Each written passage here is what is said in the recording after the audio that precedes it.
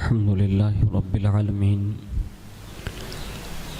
والعاقبة للمتقين والصلاة والسلام على سيد الأنبياء والمرسلين وعلى آله وأصحابه وأزواجه وذرياته وأهل بيته وابنه الغوث الأعظم الجيلاني ومعين الملة والدين والشيخ الإسلام والمسلمين أعلى الحضرة الإمام أحمد رضا وعلى عباد الله الصالحين أجمعين أما بعد فأعوذ بالله من الشيطان الرجيم بسم الله الرحمن الرحيم قل إن الموت الذي تفرون منه فإنه ملاقيكم ثم تردون إلى عالم الغيب والشهادة فينبئكم بما كنتم تعملون يا أيها الذين آمنوا إذا نودي للصلاة من يوم الجمعة فاسعوا إلى ذكر الله وذروا البيع ذلكم خير لكم إن كنتم تعلمون صدق الله مولانا العظيم وبلغنا رسوله النبي الأمين المختار الكريم ونحن على ذلك لمن الشاهدين والشاكرين والحمد لله رب العالمين۔ آئیے سب سے پہلے مذہب اہل سنت والجماعت یعنی کہ مسلک اعلیٰ حضرت کے قدیم دستور کے مطابق ہم سب کے آقا و مولا حضور سراپا نور سیدنا محمد رسول اللہ صلی اللہ تعالی علیہ وآلہ وسلم کی بارگاہ پر نور میں جی لگا کر درود پاک کی نظریں پیش کر لیں۔ اللہم صلی علی سیدنا مولانا محمد معدن الجود والکرم وعلی آلہ وصحابہ وبارک وسلم صلاۃ و سلام علیکہ یا رسول اللہ صلی اللہ تعالی علیہ وآلہ وسلم۔ نبی اور آل نبی پر ایک بار اور والہانہ انداز میں درود و سلام پڑھ لیں۔ اللہم صلی علی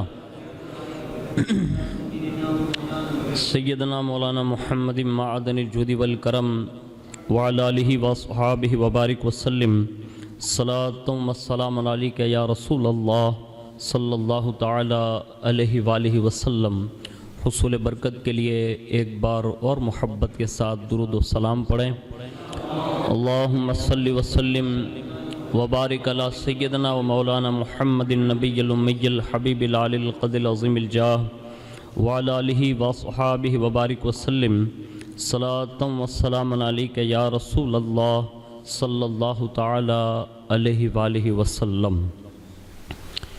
امام عشق و محبت اعلیٰ حضرت عظیم البرکت مجدد دین و ملت الشاہ امام احمد رضا خان فاضل بریلوی علیہ الرحمت و رضوان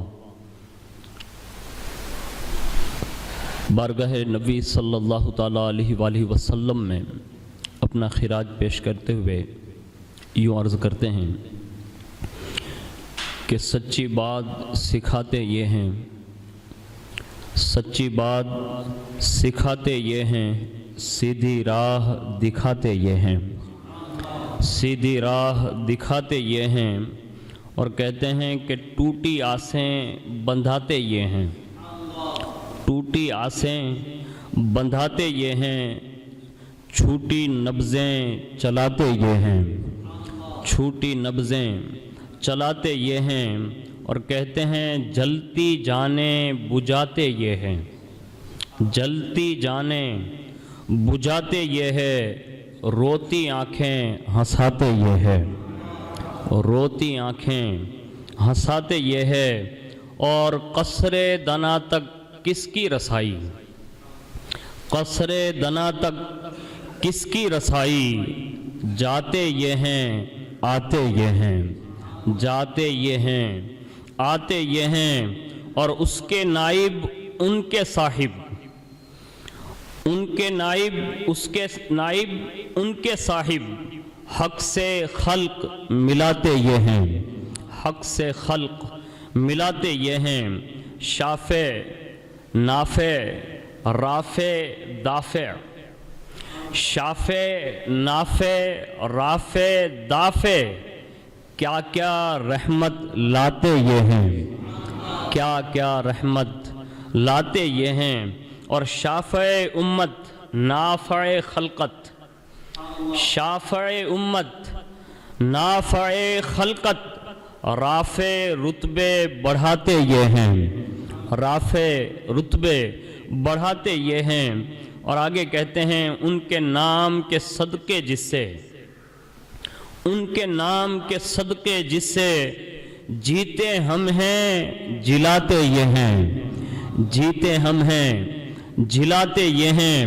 اور ان کی بخشش ان کا صدقہ، ان کی بخشش ان کا صدقہ، دیتا وہ ہے دلاتے یہ ہیں، دیتا وہ ہے دلاتے وہ یہ ہیں۔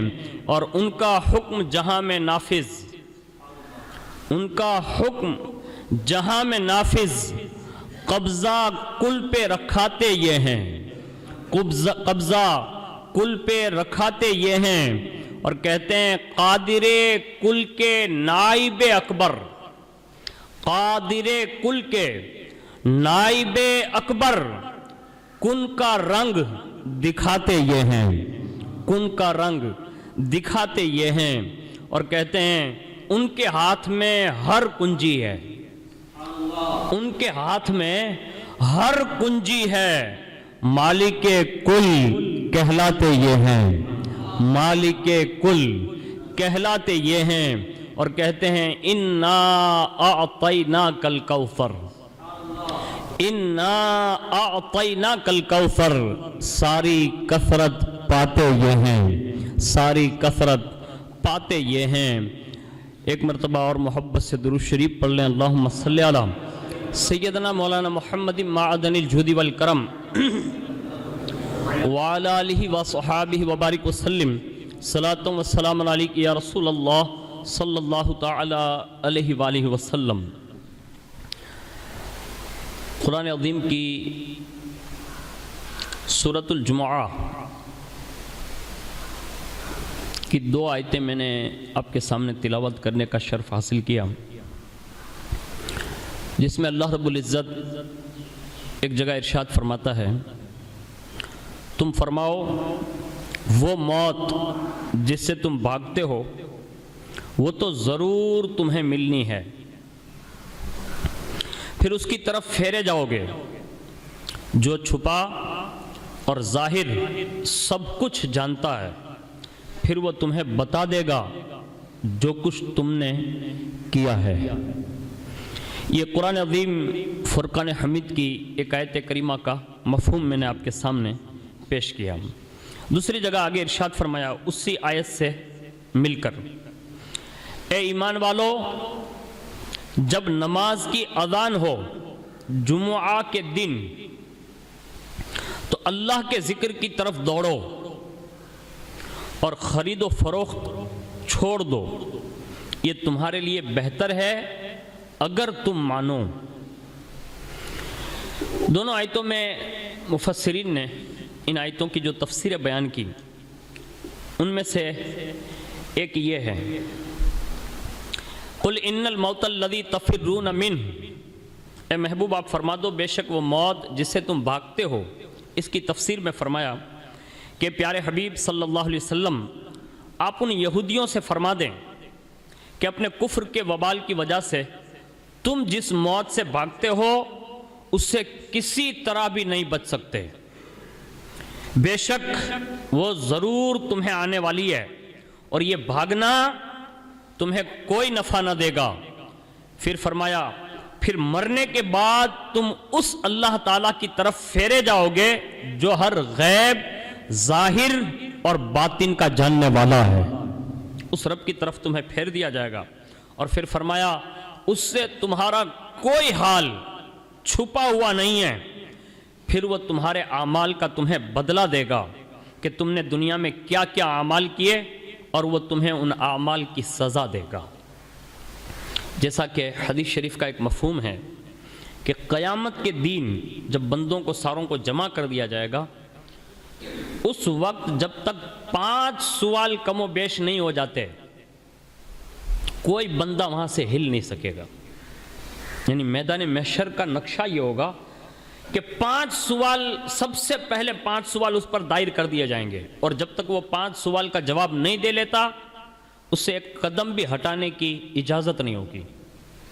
دل کے کانوں سے سنیے، اس میں سب سے پہلا سوال جو ہوگا وہ یہ ہوگا کہ تم نے علم کتنا حاصل کیا، اور پھر فرمایا جائے گا تم نے اس پر عمل کتنا کیا۔ یہ دوسرا سوال، تم نے مال کہاں سے کمایا اور کہاں خرچ کیا، یہ 2 اور ہوں گے۔ اور پھر فرمایا تم نے اپنی جوانی اور اپنی عمر کیسے بتائی، یعنی گزاری۔ اب یہ سوال بظاہر جو ہم نے اور آپ نے ابھی سن لیے نا، یہ ہم اور آپ اتنا آسان سمجھتے ہیں کہ لوگ یہ سمجھتے ہیں کہ یہ بہت آسان ہے۔ میں آپ کو اس کی ہیبت اور اس کا ڈر جو ہے نا وہ سمجھانے کے لیے عرض کر رہا ہوں۔ آپ کسی آفس پر جائیے یا کسی بینک میں جائیے یا کسی ایسی جگہ پر جائیے کہ جہاں قطار لگی ہو، لوگوں کی بھیڑ لگی ہو، اور اس میں بیچ میں آپ کو کھڑا کر دیا جائے، اور جیسے پاسپورٹ بنانے والے کی آفس ایگزامپل لے لیں، اور آپ جیسے وہاں ڈاکیومنٹ لے کے کھڑے ہیں تو ایک تو دھوپ پڑ رہی ہو، دور سے آپ آئے ہو، اور بھوک اور شدت کے ساتھ پیاس بھی لگی ہو، اور اوپر سے سورج جو ہے نا وہ آپ کو گرما رہا ہو، اس وقت آپ کی کیفیت اور آپ کی تلملاہٹ جو ہوگی نا وہ آپ محسوس کر سکتے ہیں۔ یہ تو میں نے ایک ایگزامپل دیا، ہو سکتا ہے 20 آدمی 30 آدمی 40 آدمی کے بعد آپ کی باری آ جائے، لیکن قیامت کا دن وہ ہوگا جہاں حساب کتاب سے پہلے یہ 5 سوالوں کے جواب جب تک بندے نہیں دے لیں گے، انہیں ایک بھی قدم ہٹانے کی اجازت نہیں ہوگی، اور اس وقت یہ کیفیت نہیں ہوگی جو ہم اور آپ دیکھ رہے ہیں۔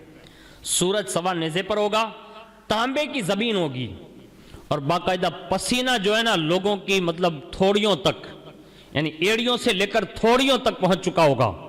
ایسی کیفیت میں یہ 5 سوالوں کے جواب ہر بندے سے کیے جائیں گے، کوئی بندہ خالی نہیں ہوگا، اس میں سب سے یہ سوال ہونا ہے۔ تو ہم اور آپ جس غفلت کے ساتھ زندگی گزار رہے ہیں، اللہ کے لیے کوشش کیجئے اپنی زندگی میں تبدیلی لائیں۔ آگے سنیں، قیامت کے دن اللہ تعالیٰ ہمیں اپنے اعمال بتا دے گا۔ اب وہ بتانے کی صورت کیا ہوگی؟ جیسے ہم اور آپ موبائل اسکرین دیکھتے ہیں، کیا ایسا ہوگا؟ یا ہم اور آپ جیسے مطلب ایک دوسرے کے اعمال دیکھتے رہتے ہیں تو ایسے ہوگا؟ یعنی کس صورت میں اور کس انداز میں وہاں بتایا جائے گا، تو اس کا بھی قرآن نے واضح بیان کیا ہے۔ ارشاد ہوا کہ نامہ اعمال رکھا جائے گا تو تم مجرموں کو دیکھو گے کہ اس میں جو لکھا ہوا ہوگا اس سے وہ ڈر رہے ہوں گے۔ وہ ڈائری سیدھا نامہ اعمال ہمارے ہاتھ میں دیا جائے گا، کہا یہ تمہارا ہے حساب کتاب اندر، اب اس کو دیکھے گا۔ تو پہلی کیفیت یہ بیان کی کہ جب وہ دیکھے گا نا تو وہ ڈر رہا ہوگا جو مجرم ہوگا۔ جیسے آپ دیو سے نکلے، آپ کے پاس ہے کچھ نہیں، رکشہ لے کے آ رہے ہیں، گاڑی لے کے آ رہے ہیں، 4 ویل لے کے آ رہے ہیں، ہے کچھ بھی نہیں۔ پولیس والے کو دیکھا تو کہا بھی یہ روکے گا، اور بائی چانس اگر آپ کے خیال کے مطابق وہ روک بھی لیا، بظاہر آپ کے پاس کچھ ہے نہیں، لیکن اس کے سوالات یا اس کی زبان یا اس کی چرب زبانی آپ کو خوفزدہ کر دیتی کہ یہ کہیں گالی نہ دے دے، یعنی کوئی ایسی بات نہ کہہ دے کہ جس سے بے عزتی ہو جائیں۔ ساتھ میں آپ کے مہمان ہو باہر گاؤں سے، یوں سمجھیے آپ کے سبندی ہو، تو ایک ڈر یہ لگا رہتا ہے کہ سبندی ساتھ میں پولیس گالی نہ دے دے، کوئی ڈنڈا نہ مار لے، کوئی جھاپٹ نہ مار لے۔ میں کہتا ہوں ایک خاکی کپڑے والے سے اتنا ڈر لگتا ہے، کیا قیامت کے دن اللہ کے فرشتے اور اللہ کی بارگاہ میں حاضر ہو کر ہمیں اور آپ کو سب کو کھڑا کیا جائے گا اور ہمیں یہ نامہ عمل ہاتھ میں دیا جائے گا، اور قرآن یہ کہہ رہا ہے کہ وہ ڈر رہے ہوں گے، مجرم جو ہوں گے وہ ڈر رہے ہوں گے۔ یہاں جتنے بھی لوگ شراب خور، شراب پیتے ہیں، جوا کھیلتے ہیں، سود کھاتے ہیں، بیاج کھاتے ہیں، ادھر ادھر کی کرتے ہیں، یہ سب ایسے گھوم رہے ہیں جیسے لگتا ہے کہ دنیا میں کوئی پرسان حال نہیں۔ قرآن کہہ رہا ہے تمہارے عمل تمہاری ہاتھ میں دے دیے جائیں گے، یہ دیکھ یہ تو دنیا میں یہ کرتا تھا نا، تیرا یہی عشر ہے، اور وہ اس وقت ڈرے گا، قرآن نے کہا۔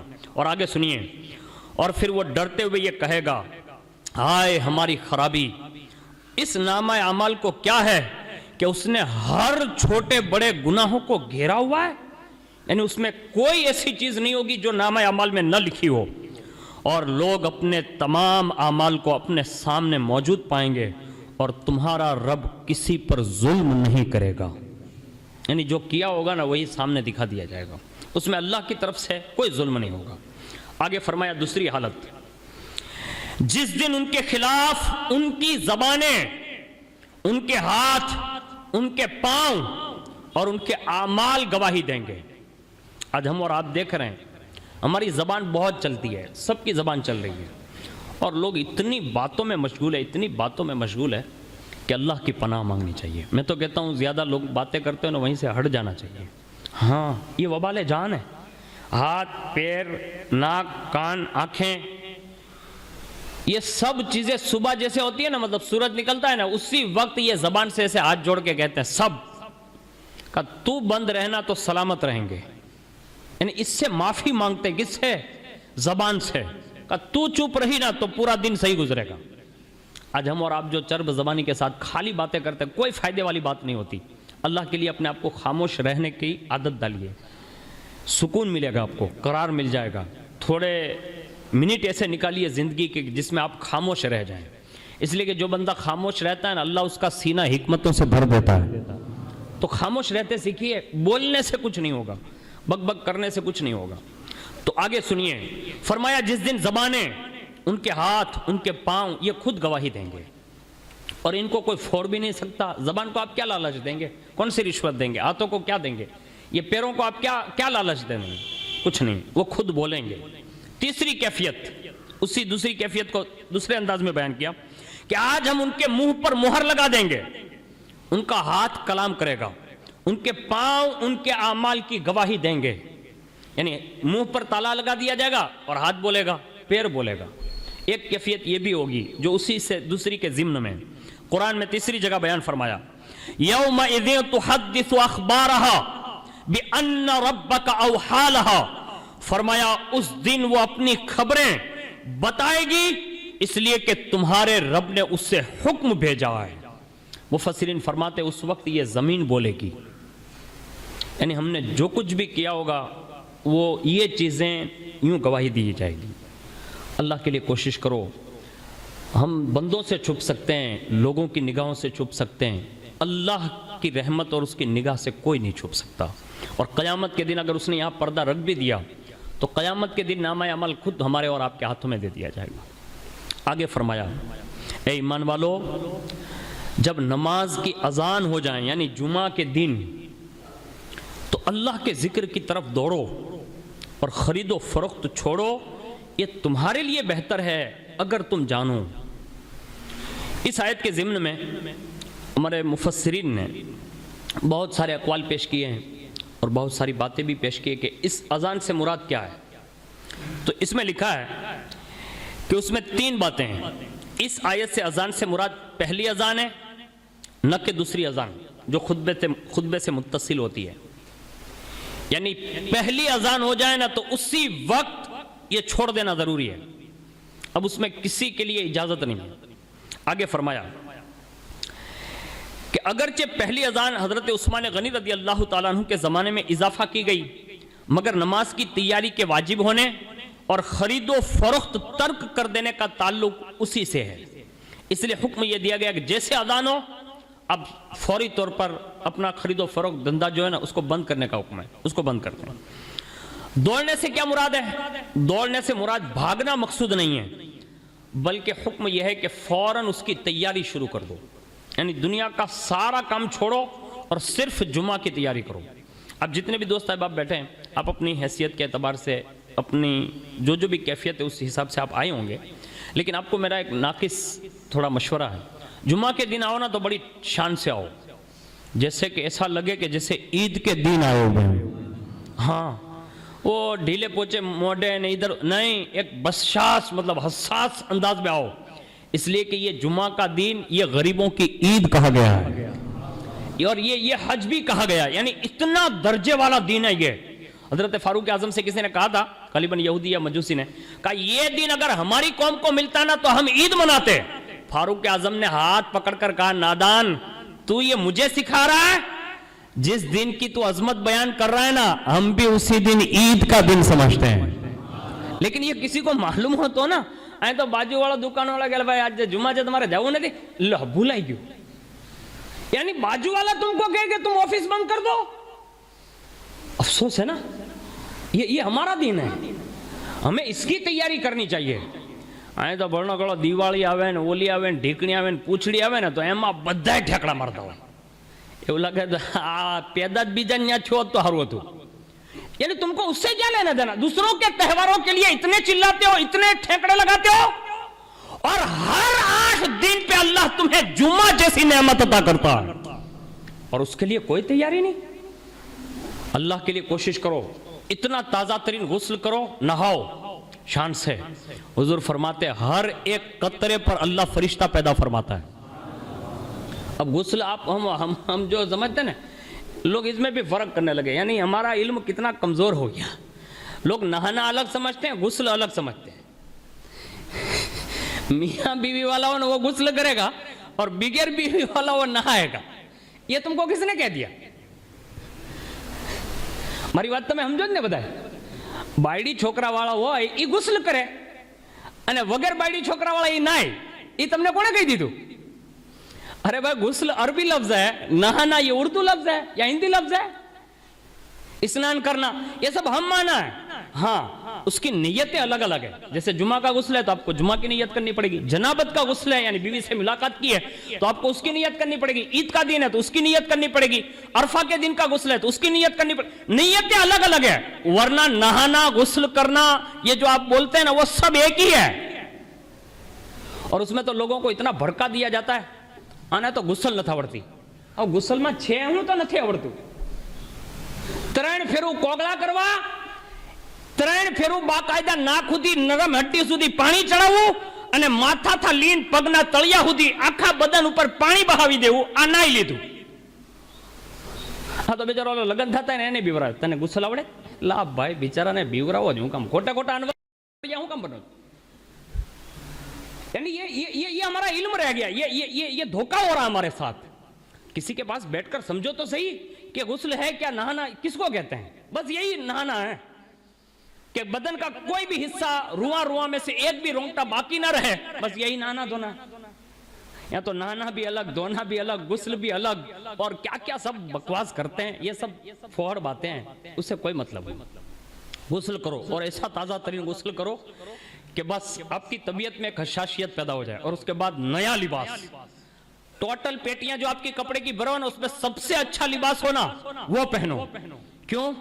इसलिए कि तुम जुमा में खाली बरकाती को देखने के लिए नहीं आते हो, तुम अल्लाह की बारगाह में आते हो। जैसे आई थी बोलो बोलावे मोटो मनावे तो क्या वहां जाने का अपना कहीं पहनने जाना पड़ेगा। अब एक दुनिया नो काफिर बोलावे तो तमे एवा कपड़ा पहरीने जाता कि बोला एंट्री पड़ी हुई है। ये दुनिया के लिए और अल्लाह के लिए वही लावनी है, लावनी जल्दी है, बहुत मोड़ा हो गया लावनी। तो बोली बाए बेचारी फाटेलो टूटेलो ले पकड़ वो दे देती है, वो लेके चल गए। अल्लाह से डरिए, अल्लाह की बारगाह में आ रहे हो। मैं तो कहता हूं अगर ऐसे जुब्बे सिलाए लो ना तो ये जुब्बे पहन के आओ, बाहर से कोई निकलता देखे ना तो लोगों को पता चल जाना चाहिए आज मुसलमानों की ईद लगती है।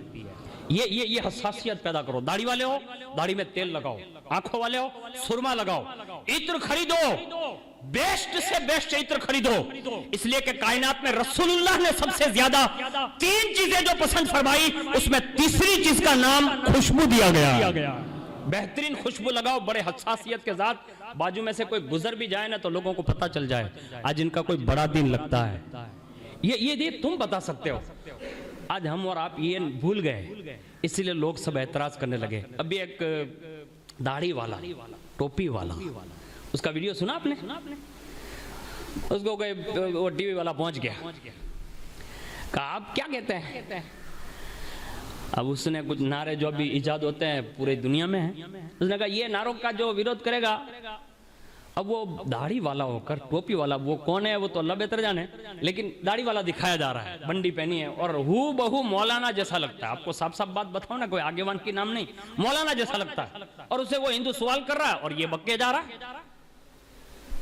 دل کے کانوں سے سنو، ایسی بکواس سے جب شائع ہو نا، اگر ہم وہاں تک آواز نہیں پہنچا سکتے، کم از کم اپنے اندر تو ایسا دین داخل کر لو کہ تمہیں دیکھ کے ہی ان کی زبانیں گونگی ہو جانی چاہیے کہ ہم نے جتنا ویروت کیا لوگوں نے اتنا عمل کر کے دکھایا.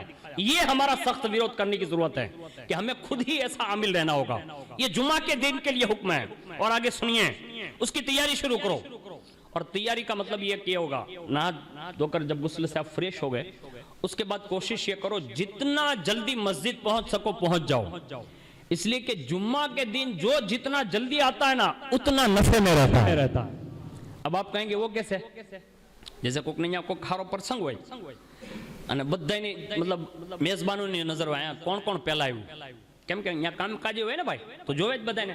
આપણે બીજા અહીંયા કામ હોય તો ભાઈ હું આવી ગયો, જો ભાઈ હું આવી ગયો, यानी एक दूसरे को આવી ગયો कह के ये लोगों को बावर कराना चाहते कि मैं आ गया हूं, कोई काम हो तो बताओ. यही होता ना, लोग देख लें कि आप पहले आए. मैं कहता हूं जब आप जुम्मा के दिन घर से सबसे पहले आके मस्जिद में बैठ जाते होंगे तो दो फरिश्ते जो जुम्मा की सुबह के साथ उतर जाते हैं ना, वो सबसे पहले रजिस्टर में आपका नाम लिखेंगे. हाँ, आपका नाम आएगा. अब ये रजिस्टर जो फरिश्ते लिखते हैं वो जुम्मा पढ़ के फिर वापस होते हैं और अल्लाह की बारगाह में जाके दिखाते हैं, मौला आज तेरे घर में सबसे पहला बंदा ये आया था, दूसरा ये आया था, तीसरा ये आया था. मैं कहता हूँ पहले दूसरे तीसरे नंबर वालों का नाम मतलब पूरी दुनिया इनाम देती है. मैं कहता हूँ जब दुनिया दूसरे तीसरे वाले को इनाम देती है तो अल्लाह पहले और दूसरे और तीसरे को कितने बड़े इनाम देगा. तो इस शान से जुम्मा की नियत कर लो. आइंदा जब भी जुम्मा आपको नसीब हो, आने वाले जुम्मा से ये तैयारी कर लो. 12:30 बजे ना, अगर आप ज्यादा से ज्यादा भी काम करते हैं, अब हम लोग तो नवाब खाते वाले लोग हैं, 11 वाग्या तो उभा થઈએ, 11:30 तो दुकाने पहुंचिए, शटर खोलिए, 11:15 બાર જોઈ છાપું ટીવી આ તે પછી આપણે જોઈએ હજી તો અજાન ને 5 મિનિટની વાર છે, હજી તો અજાન ને 5 મિનિટ. ये नहीं, अपने दिन के लिए खुद ही कुर्बानी देना सीखो कि कम से कम जैसे आधे घंटे में आपका गुस्ल हो सकता है, 15 मिनट में हो सकता है. इस अंदाज में आप टाइम टेबल सेट कर लो. जुम्मा का दिन है, बात खत्म. कितना बड़ा ग्राहक होना, ऐसे शटर पाड़ो और वो कहे खोल का नहीं, आज जुम्मा है.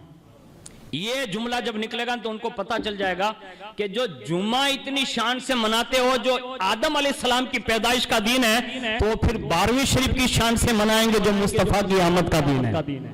ये लोगों को बावर कराने की जरूरत है और ये एहसासात आज से पैदा कीजिए. जवानों से भी गुजारिश है, बूढ़े बुजुर्गों से भी गुजारिश है, कोशिश करेंगे. ऐसे उम्मीद रख सकता हूं आपसे, कोशिश करना, अल्लाह आपको तौफीक देगा. और तीसरी बात बताऊं, इस आयत से नमाज जुम्मा की फर्जियत यानी ये जोहर से भी ज्यादा मुअक्कद है. आप समझ रहे हैं, इसकी ताकीद है अल्लाह रब्बुल इज्जत की जानिब से, इसकी बड़ी अहमियत है. आप कोशिश कीजिएगा, अल्लाह ने तौफीक दी, आइंदा जुमा और इस आयत के ज़िम्न में कुछ बातें अर्ज करने की सादत हासिल करूंगा.